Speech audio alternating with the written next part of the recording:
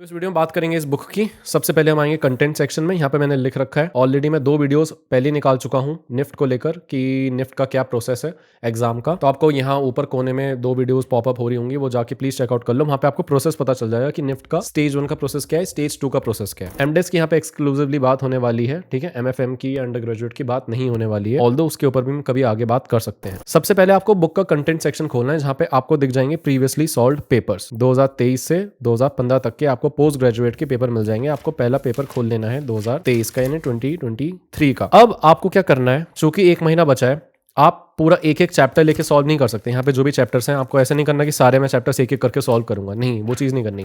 आपको पेपर पे आना है प्रीवियस ईयर एंड इसका पैटर्न समझना है, ठीक है। एक टेस्ट आपको स्टार्टिंग में लेना है कि यार किस तरह के क्वेश्चंस पूछे जाते हैं, कितने क्वेश्चंस पूछे जाते हैं, मुझसे कितने क्वेश्चन सॉल्व हो पा रहे हैं। तो सबसे पहले ये वाले पेपर पे आओ, थोड़ा सा पेज पलटो, देखो अच्छा भाई इस तरह क्वेश्चन आ रहे हैं, अच्छा कॉम्प्रिहेंसिव टाइप क्वेश्चंस भी आ रहे हैं, ठीक है भाई। यहाँ पे जो है जीके रिलेटेड क्वेश्चंस भी आ रहे हैं, कुछ लॉजिकल रीजनिंग क्वेश्चंस भी आ रहे हैं, डेटा इंटरप्रिटेशन के भी आ रहे हैं, प्रॉफिट लॉस के भी क्वेश्चंस आ रहे हैं, जीके पूछी जा रही है, हिस्ट्री के बारे में बात करी जा रही है, रीजनिंग के कुछ क्वेश्चन हो गए, मैथ्स के कुछ क्वेश्चन हो गए जो कि देखने में काफी खतरनाक लगते हैं। अ boat can go 3 kilometre upstream and 5 kilometre downstream, ये वाले क्वेश्चन हमने 10th क्लास में सॉल्व करे थे, इस टाइप के क्वेश्चन पूछे जा रहे हैं। यहाँ पे सिटिंग अरेंजमेंट वाले क्वेश्चन पूछे जा रहे हैं, यहाँ पे भी वैसे ही सिटिंग अरेंजमेंट वाले हैं। इसके आपको 5 ऑप्शंस दे दिए गए हैं। यहाँ पे आपने देखा सिंपल इंटरेस्ट के क्वेश्चन पूछे जा रहे हैं, प्रॉफिट लॉस का फिर से क्वेश्चन आया। तो आपको एक एक करके ये सारे सॉल्व करने हैं, सही है। अब स्टार्टिंग में जो आप सॉल्व करोगे डेफिनेटली आपसे सॉल्व नहीं होंगे। पहले पेपर खोलो एंड एक एक क्वेश्चन देखो, क्या ये मुझे आता है, नहीं आता आपने मार्क कर लिया, ये आता है नहीं आता मार्क कर लिया, ये आता है नहीं आता मार्क कर लिया, ये आता है हाँ भाई ये आसान मुझे लग रहा है, ये मैं सॉल्व करके देख सकता हूँ, अच्छा इसका आंसर मैंने निकाल दिया, ये वाला आंसर मुझसे नहीं हुआ। आपको ऐसे देखना है कौन सा हो रहा है कौन सा नहीं हो रहा है। पूरा पेपर स्टार्टिंग में सॉल्व कर लो, इट डजंट मैटर अगर आपसे एक क्वेश्चन भी सॉल्व ना हो तो। अभी मैं स्टार्टिंग में चाह रहा हूँ आपको एक आइडिया लग जाए, क्योंकि इसके बाद आप जब चैप्टर्स में जाओगे आपको पता होना चाहिए कि यार ये वाले क्वेश्चंस कितनी बार पूछे जा रहे हैं, मुझे इन क्वेश्चंस पे कितना टाइम देना है। तो फॉर एग्जांपल आपने देखा कि यार प्रॉफिट लॉस के क्वेश्चंस काफी आ रहे हैं, ठीक है। आपने जब पूरा पेपर सॉल्व करा आपको अब आइडिया लग चुका है, तो आपको पता चला है प्रॉफिट एंड लॉस के जो क्वेश्चंस हैं या सिंपल इंटरेस्ट के जो क्वेश्चंस हैं वो 1 2 3 बार मुझसे पूछे जा रहे हैं। तो क्या हो अगर मैं प्रॉफिट लॉस के क्वेश्चंस को मास्टर कर लूँ, ठीक है, क्योंकि मुझसे प्रॉफिट लॉस के क्वेश्चन नहीं हो पा रहे और ये सबसे ज्यादा आ रहे हैं, तो एटलीस्ट ऐसा तो हो कि यार 1 या 2 क्वेश्चन तो मैं सॉल्व कर पाऊं।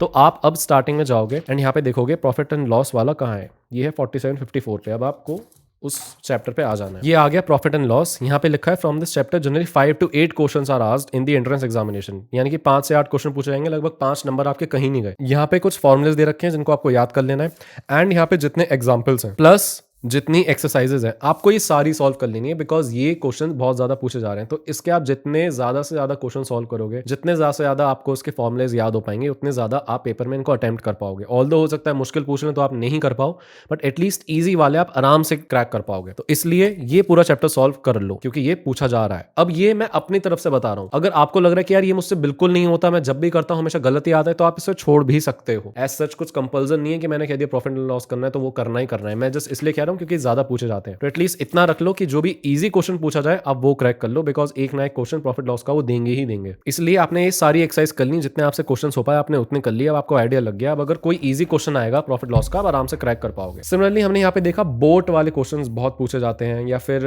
ये वाले क्वेश्चन पूछे जाते हैं कि certain work is done 30 days, B is 25% more efficient than A, C is 20%। इस टाइप के क्वेश्चन बहुत पूछे जाते हैं। ये आते हैं आपके वर्क एंड टाइम के अंदर। वर्क एंड टाइम वाले क्वेश्चन हैं 6371 पे हम जाएंगे। ये चैप्टर खुल गया। इसके 2 से 3 क्वेश्चन पूछे जा रहे हैं, लगभग 2 मार्क्स आपके कहीं नहीं गए अगर आपने ये सॉल्व कर लिया तो। अब आपको अगेन वही सेम चीज करनी है। यहाँ पे फॉर्मुलाज लिखे हैं, इन सबको याद करना है, जितने भी एग्जाम्पल्स हैं इन सबको आपको सॉल्व करना है एंड यहाँ पे जो भी एक्सरसाइजेस दे रखी हैं इन सबको सॉल्व करना है, जितनी आपसे हो पाए उतना सॉल्व करना है, ताकि अगेन मैं सेम वही बात कर रहा हूँ, अगर एटलीस्ट एक कोई आसान क्वेश्चन भी आता है इस चैप्टर में से आप उसको सॉल्व कर पाओ। समझ रहे हो? अगर आपको इसमें इंटरेस्ट आ गया, वर्क एंड टाइम वाले में बोट वाले क्वेश्चंस आपसे बहुत अच्छे से हो रहे हैं, पाइप्स एंड सिस्टम्स वाले आपको समझ आ गए, आप इनके मुश्किल क्वेश्चंस भी क्रैक कर पा रहे हो, तो इससे अच्छी बात क्या है। अब अगर वर्क एंड टाइम से रिलेटेड कोई से भी कितने भी क्वेश्चन पूछे जाएंगे, 2 या 3 आप आराम से सॉल्व कर पाओगे और उसमें सबसे ज्यादा स्कोर कर पाओगे। तो आपको ऐसे सॉल्व करना है पेपर। जैसे कि पाइप्स वाला फिर से आ गया यहाँ पे, ये पाइप्स वाला है, ये बोट वाला है। अब आपने देखा कि यार सिंपल इंटरेस्ट कंपाउंड इंटरेस्ट के भी आ रहे हैं, आप again simple interest and compound interest के चैप्टर पे जाओगे। अब यहाँ पे आपने देखा सिंपल इंटरेस्ट कंपाउंड इंटरेस्ट के क्वेश्चन हैं, काफी पूछे जाते हैं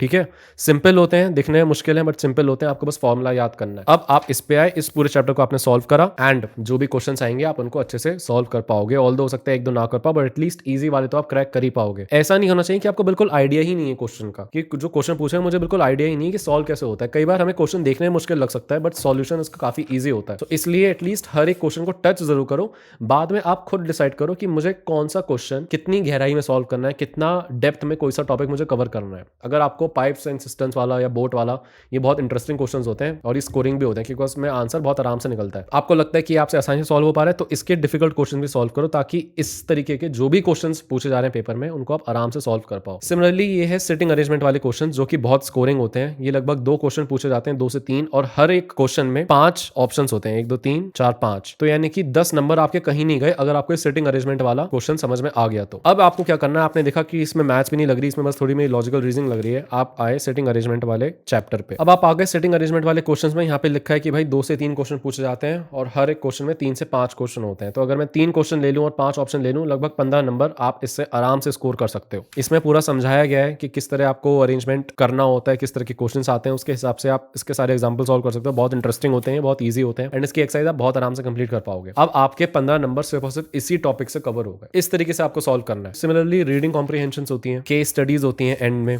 इनकी आपको प्रैक्टिस कर लेनी है बिकॉज ये भी काफ़ी आराम से सॉल्व हो जाते हैं बट थोड़े मुश्किल होते हैं, ट्रिकी होते हैं, इतने इजी भी नहीं होते। बट आप अगर इनके टॉपिक पे जाओगे, जैसे कि यहाँ पे पीछे केस स्टडीज दे रखी है, तो जितनी केस स्टडीज आप सॉल्व कर पाओ, जितना पढ़ पाओ, ठीक है, उतना अच्छा है, उतना आपको आइडिया लगेगा कि किस तरह की केस स्टडीज पूछी जा रही है, किस तरह की नहीं पूछी जा रही। ये चूंकि स्कोरिंग है, हर बार आ रहा है, आपको पता है कि यार ये क्वेश्चन आना ही आना है, तो इसको क्यों नहीं आप करना चाहोगे, इसको मास्टर करो ना, बिकॉज ये क्वेश्चन आ ही आ रहा है, डेफिनेटली क्वेश्चन आएगा ही आएगा।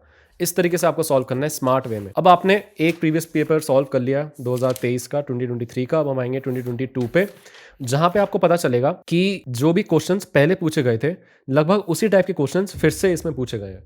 तो आपको एक पैटर्न दिखेगा हर प्रीवियस ईयर पेपर में। आपको दिखेगा कि यार ये वाला क्वेश्चन इस टाइप का पहले पूछा गया था, प्रॉफिट एंड लॉस के इतने क्वेश्चन पूछे जा रहे हैं, रीजनिंग में इस तरह का क्वेश्चन मैंने वहां पे ट्राइंगल वाला भी देखा था 2023 में, सिटिंग अरेंजमेंट वाला यहाँ पे भी आ गया, कंपाउंड इंटरेस्ट, सिंपल इंटरेस्ट वाला यहाँ पे भी एक क्वेश्चन आ गया और ये ईजी भी है, इसको मैं सॉल्व कर सकता हूँ आराम से। इंग्लिश वाले जो भी क्वेश्चन हैं ये बहुत डिपेंड कर सकते हैं बिकॉज ये हर बार चेंज होते हैं, तो इसमें आप ज्यादा प्रिपरेशन टू बी ऑनेस्ट नहीं कर पाओगे बिकॉज हर पेपर में अलग आपको वर्ड देंगे और इनको थोड़ा सॉल्व करना मुश्किल भी होता है, बट इजी वाले आप सॉल्व कर सकते हो। मैं ये नहीं कह रहा कि आप कोई सा छोड़ो, एग्जाम में डेफिनेटली जो आपको नहीं आ रहा वो छोड़ना है। अगर इसमें नेगेटिव मार्किंग है, आई थिंक होती है, मैं अभी भूल चुका हूँ कि इसमें नेगेटिव मार्किंग होती है नहीं होती, बट आई थिंक होती है। यस, मैंने अभी चेक करा 0.25 की नेगेटिव मार्किंग होती है, मैंने पेपर पहले दिया था इसलिए मैं भूल चुका हूँ। सो आई होप आपको you will understand my situation right now. तो 0.25 की नेगेटिव मार्किंग होती है, हमको किसी भी तरह का कोई रिस्क नहीं लेना है। जो क्वेश्चन आपसे नहीं हो रहे वो मत करो, ऑल्दो आपको खुद एक्सपीरियंस, जब आप पेपर सॉल्व करोगे तब आपको खुद पता चलेगा कि मैं कितना रिस्क ले सकता हूँ, कितना रिस्क नहीं ले सकता। तो जैसे कि इंग्लिश वाले हो गए, हर टाइम आपके अलग अलग डिफरेंट वर्ड्स होंगे, इनको सॉल्व करना थोड़ा हो सकता है मुश्किल हो, बट अगर आप मैथ्स वाले क्वेश्चन सॉल्व कर लोगे जहां पे सिर्फ आपके फॉर्मूले आपको लगाने हैं और सॉल्व करना है, और जो कि हर साल रिपीट हो रहे हैं, हर साल सेम पैटर्न के आ रहे हैं, तो वहां से आप कितना अच्छा स्कोर निकाल सकते हो। आप ये देखो ना,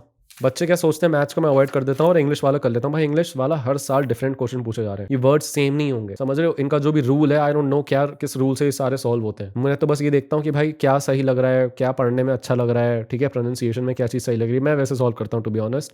स्कूल की ग्रामर गई तेल लेने, वो मुझे याद भी नहीं है स्कूल की क्या ग्रामर पढ़ाते थे, इंग्लिश के टीचर भी बहुत खराब होते थे बाय द वे। इनमें ज्यादा दिमाग मारने की बजाय या जीके में ज्यादा दिमाग मारने की बजाय, जहां पे हर साल डिफरेंट क्वेश्चन पूछे जाएंगे, आप जो प्रिपेयर करके जाओगे वो मोस्ट प्रोबेबली नहीं आएगा जीके में। इससे बड़े आप मैथ्स के क्वेश्चन पकड़ो ना, आप लॉजिकल रीजनिंग के पकड़ो ना, आप ये सेटिंग अरेंजमेंट वाले पकड़ो ना, जो आने ही आने हैं और जिनकी आपको प्रैक्टिस भी है। आप ये कॉम्प्रिहेंशन वाले पकड़ो ना, आप केस स्टडीज पकड़ो ना, प्लस यहाँ पे आपको एक्सप्लेन भी कर रखा है हर एक क्वेश्चन, हर एक आंसर। तो प्रॉब्लम क्या है, तो जितने ज्यादा से ज्यादा आप प्रीवियस पेपर अब सॉल्व कर पाओगे इस 1 महीने के अंदर, आपको उतना ज्यादा आइडिया लगता रहेगा और आप उतने बेटर होते रहोगे और आपको खुद एक्सपीरियंस से पता चलता रहेगा मुझे कितने क्वेश्चन कौन से कब कब सॉल्व करने हैं। फिर आपके आते हैं ये वाले जम्बल्ड वर्ड वाले, इसका भी पूरा एक डेडिकेटेड चैप्टर है, इसमें कोडिंग डिकोडिंग करके आपको वहां पे जाना है, पूरा सॉल्व कर लेना। ये रहा कोडिंग डिकोडिंग, नंबर सीरीज वाले क्वेश्चन है यहाँ पे, ये रहा कोडिंग डिकोडिंग वाला। आओ ये पूरा चैप्टर सॉल्व करो। अब इसका जो भी क्वेश्चन पूछा रहेगा आप डेफिनेटली कर ही पाओगे बिकॉज ये इजी है और ये आ ही रहे हैं। इस तरीके से पेपर को सॉल्व करना है। मैथ्स को अवॉइड मत करो, मैथ्स का जितना इजी टू इजी या फॉर्मूला याद कर सकते हो हर एक क्वेश्चन को टच करो, ठीक है, कोई भी क्वेश्चन छोड़ो मत। मिक्सचर वाला हो गया, सिंपल इंटरेस्ट हो गया, ये एवरेज निकालना हो गया, एलसीएम एचसीएफ वाला हो गया, सारे कवर कर मारो जितने भी आ रहे हैं। एटलीस्ट ऐसा नहीं होना चाहिए कि आपको कोई क्वेश्चन का आइडिया ही नहीं है कि सॉल्व कैसे करा जाता है, ये चीज़ नहीं होनी चाहिए। क्योंकि कई बार यार क्वेश्चन सिंपल होता है, मैं फिर से रिपीट कर रहा हूँ, सिंपल होता है, हमें बस सॉल्यूशन देखना होता है उसका और हमको पता चलता है यार ये तो बहुत आसान था, बस एक फॉर्मूला लगाना था, डायरेक्ट डिजिट्स अवेलेबल थी, उसको फॉर्मूले में पुट ऑन करना था एंड हो गया आंसर। तो इस तरीके से आओ, इस तरीके सॉल्व करो, खुद सॉल्व करो, देखो आप मैथ्स का कौन सा क्वेश्चन अच्छे से सॉल्व कर पा रहे हो, कौन सा अच्छे से नहीं कर पा रहे। जो आपको पता है कि यार इसका आंसर हमेशा मेरा सही ही सही आता है, उसमें आपको हार्ड लेवल पे भी जाना है, बिकॉज ये आपसे सॉल्व हो पा रहा है, आपका इंटरेस्ट भी आ रहा है, तो उसके हार्ड लेवल पे भी जाओ एंड जो भी पेपर में आएगा उसको आप सॉल्व करो। जो आपको पता है जिसका आंसर हमेशा गलत आता है उसको छोड़ दो, उसको अवॉइड कर दो कि भाई इसमें बहुत कैलकुलेशन लगती है, टाइम भी मेरा वेस्ट होता है, आंसर भी सही नहीं आता, वो वाला मैथ्स का क्वेश्चन आप उठा के फेंक दो, उसमें ज्यादा दिमाग मारने की जरूरत नहीं है। तो आई थिंक मैं काफी चीजें कवर कर चुका हूँ ऑलरेडी। ये ब्लड रिलेशन वाले क्वेश्चन आसान होते हैं, इनको सॉल्व कर लो, स्मार्ट वे में सॉल्व करो यार। पूरा हर एक चैप्टर, ये जितने यहाँ पे चैप्टर्स गिवन है ना, उनको लेके सॉल्व करने की जरूरत नहीं है कि अब मैं आज ये वाला करूंगा, फिर ये वाला करूंगा, फिर ये, फिर नहीं। पेपर के हिसाब से पकड़ो, प्रीवियस ईयर पेपर के हिसाब से पकड़ो, आप देखो कौन से क्वेश्चन ज्यादा पूछे जा रहे हैं, वो उससे रिलेटेड जो भी चैप्टर है वो पूरा कंप्लीट कर मारो। सिटिंग अरेंजमेंट पूछा जा रहा है, पूरा चैप्टर रॉन दो। डायरेक्शन सेंस टेस्ट वाले क्वेश्चन पूछे जा रहे हैं, पूरा चैप्टर लो, इसे पूरा सॉल्व करो। ठीक है, ऐसे मत करने लग जाना कि भाई आज ये वाला चैप्टर, आज ये, आज ये, आज नहीं नहीं नहीं। एक महीना है, स्मार्ट वे में आना है। हमें ये नहीं दिखाना कि मैं 100 में से 100 नंबर ला रहा हूँ, हमें सबसे ज्यादा स्कोर लाना है। ठीक है, हमें स्कोरिंग वाले मार्क्स देखने हैं कि मैं सबसे ज्यादा कहाँ पे स्कोर कर पाता हूँ। अब जैसे वेन डायग्राम है, वेन डायग्राम क्वेश्चन कभी कभी पूछे जाते हैं, क्यूब एंड डाइस के मुझे ध्यान भी नहीं कि शायद ये पूछा भी गया था, नहीं पूछा गया था। अब आप सॉल्व कर रहे हो पूरा चैप्टर को, एक 1 2 लेकर 10 तक, और ये वाले क्वेश्चन पूछे भी नहीं जा रहे, तो उसका फायदा क्या है? तो प्रीवियस ईयर पेपर आओ,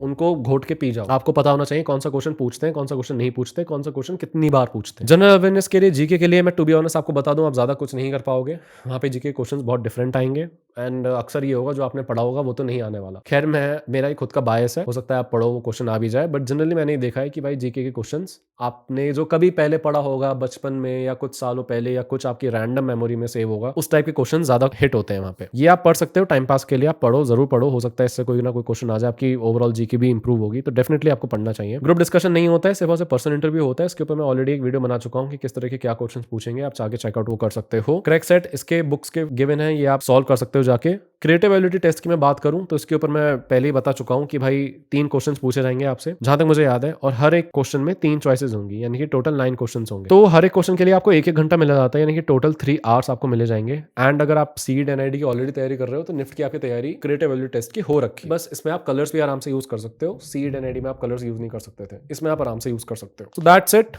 फॉर दिस वीडियो। अगर आपका कोई डाउट है तो आप नीचे फॉर्म है मेरा गूगल लिंक का, वहाँ पे आप जा सकते हो, हम गूगल मीट बिठाएंगे, आपकी प्रॉब्लम पे बात करेंगे। निफ्ट के बारे में आपको कुछ जानना है तो आप नीचे कमेंट करके बताओ, उसके ऊपर मैं वीडियो बनाऊंगा। आई होप ये वाली वीडियो ने आपकी हेल्प करी होगी, अगर करी है तो please let me know in the comment section below. Do like this video, do share this video and do subscribe to this channel if you found it helpful. तब तक के लिए मिलते हैं आपको अपने नेक्स्ट वीडियोज में। Stay tuned, bye bye, all the best.